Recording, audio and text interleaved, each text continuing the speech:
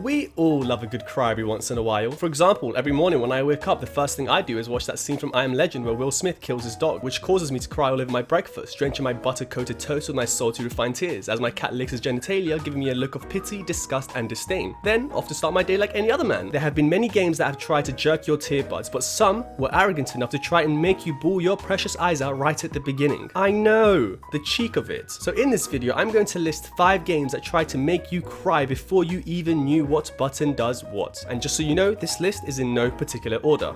Let's begin. Number 5, The Last of Us. Don't you just love a nice story about a father and his daughter traveling around the world, having the time of their lives and not having anything bad happen to them? Well, Naughty Dog doesn't. In fact, they hate happiness. You see, what they like to do is make you grab onto your pillow and hug it for dear life while tears roll down your cheeks as you begin screaming out, "Why, God? Why are you doing this to us?" When starting off The Last of Us, it's very clear that this is not going to be a story full of sunshine and rainbows. However, I don't think anyone thought that even for a second this guy would miss so many of his bullets. Like seriously, how'd he miss Joel? Of course, the real tragedy begins when Joel turns around and finds his daughter Sarah on the ground crying as she has been fatally wounded. What makes this scene so impactful is that it's very transferable in the sense that we the player can imagine losing someone we love and how hard that would be. Much less your own child in your arms as they're fading away and begging to clutch onto life as you are unable to do anything about it. Well, that's rather depressing. This scene is made that much more impactful by the fact that Troy Baker is such a gosh darn phenomenal voice actor, and if that wasn't already enough to get you in the feels, the screeching noise that Sarah makes as she calls out to her father hits hard. And of course, the face she gives in the end as Joel cries over a lifeless corpse, "Don't do this to me, baby. Don't do this to me, baby," is enough to make even an onion cry. Sarah! Move your hands, baby. I know, baby, I know. God. Listen to me, I know this hurts, baby. You're gonna be okay, baby. Stay with me. Number 4, Fable 2. Nice try, Fable 2. Nice try. Now, I don't think anyone really shed a tear for Rose when Lucian shot her, but I think that's more to do with the Pixar-like art style and comedic tone with the game itself rather than the story. I mean, if you put it into plain words, it's actually quite heartbreaking if you think about it. 2 siblings live on the cold streets of Bowerstone, scavenging around for any food they can find just so they can survive till the next day. They come across a blind woman who tells them there's a music box that can grant any wish they desire, so they go around town doing all manner of tasks just to grab 5 gold coins and buy the music box. They finally get it and make a wish to live in a castle. It appears as though the wish was not granted, but then in the middle of the night you're told to go to the castle as Lucian Fairfax has invited you to live with him. Then in a sudden turn of events he points a gun at your bigger sister and you the player have to watch her get shot, not being able to do a damn thing about it. And then to have him turn his attention onto you, to which he hits you with a bullet so hard it sends you blasting through the window in an albeit pretty cool slow motion scene. Then seeing your character's lifeless body fall from who knows how high to the floor where you are presumed dead seems pretty sad to me.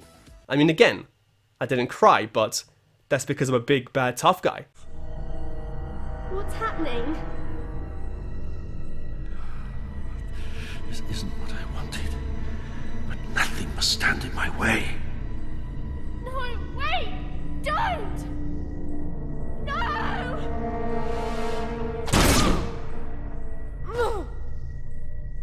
Number 3, Valiant Hearts. I don't think anyone would blame you if you cried within the first hour of Valiant Hearts, though most probably didn't. It's a story about several different stories in World War I, which, because it's a real event, automatically creates sympathy and a connection to the narrative. I remember when I was 16 and my teacher gave me and my class the task of writing a short story and performing it at a school event about World War II. By the way, this isn't me going on a tangent about how my story and acting skills were so Oscar-worthy they actually made some of the parents who came to watch cry.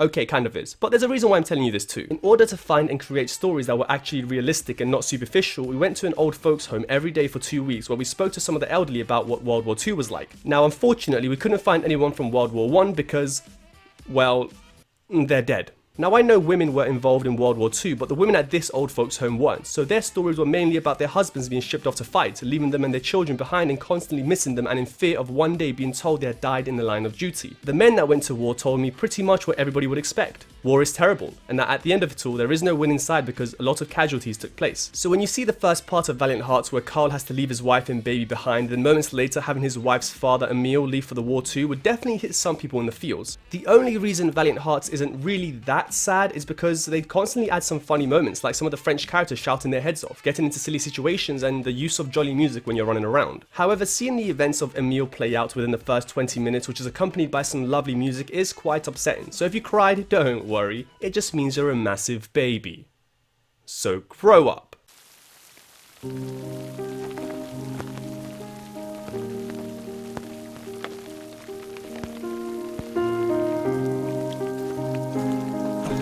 that Emile? Miss Marie Cheyenne.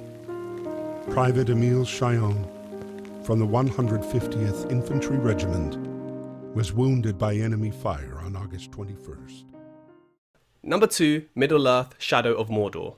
I'm really scraping the bottom of the barrel here, guys, but what can I say? It's tough to find a game that actually genuinely makes you cry close to the beginning, but you have to admit that Shadow of Mordor does start off pretty damn sad. We're introduced to Talion, his son, and his wife. We have some pretty sweet moments where Talion beats the living heck out of his son for not being better than him and then proceeds to creep behind his wife and hit her with a deadly surprise attack. All of this is shortly followed by his son getting murdered, his wife getting murdered, and you guessed it, Talion getting murdered. And that's pretty much where the story ends. Yes, it's the shortest game ever. I also find it kind of weird that Troy Baker has voiced 2 characters on this list, both who had their loved ones brutally murdered in the beginning and then lived, even though they clearly should be dead. The main reason why the beginning of Shadow of Mordor isn't as heartbreaking is because of how the tone is set rather than the events that actually take place. I guess if Talion had some "don't do this to me, baby" moments, it might have made us shed a tear.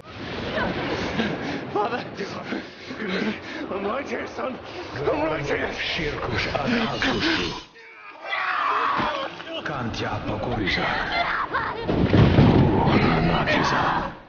You're it! You're it! We'll be together, my love. Soon. Forever.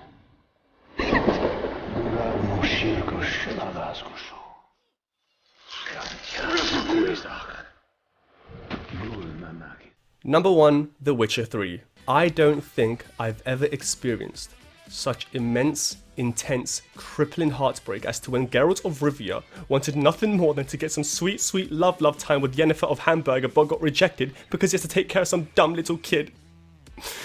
Damn it, CD Projekt Red. You sick bastards. All he ever wanted was love.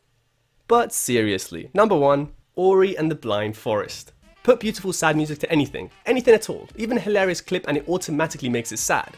Don't believe me?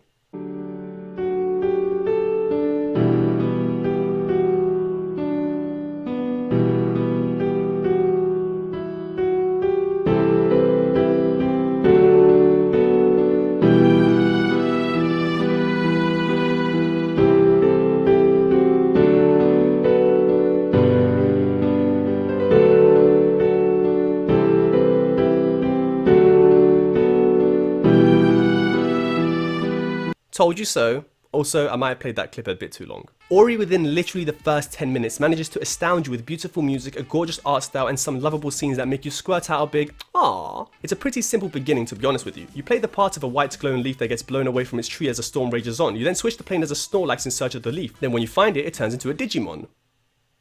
Okay, so it's not such a simple story. Either way, the tale of a big, lovable creature finding what seems to be a baby animal thing and adopting it, treating it as her own child is very touching. Then of course, having them walk around, finding fruits and building bridges is heartwarming too. But of course, the happy times do not last very long, as then shortly after you see the once luscious forest wither and decay and the fruits that once held so plenty become no more. If that wasn't upsetting enough, you have the mother figure to our main character Ori, Fool, trying to find a piece of hanging fruit so Ori could eat. She then gives Ori the fruit, to which he offers back to her, but she rejects so Ori will not starve, and then she goes to sleep. Ori walks around and finds a tree with fruit on it. He climbs it, grabs a bunch of it, and then runs back to the cave. This scene where he's running back to her is accompanied by some lovely music and flashback images of all the nice times they had. Ori enters the cave and all the instruments and the music fade away, leaving only the piano. He brings the fruit to her, but she doesn't respond. The fact that Ori uses a sort of screech sound as he pushes her belly, trying to wake her up as the music crescendos and realization hits that she's died, is more painful than at time that I stepped in Lego barefoot.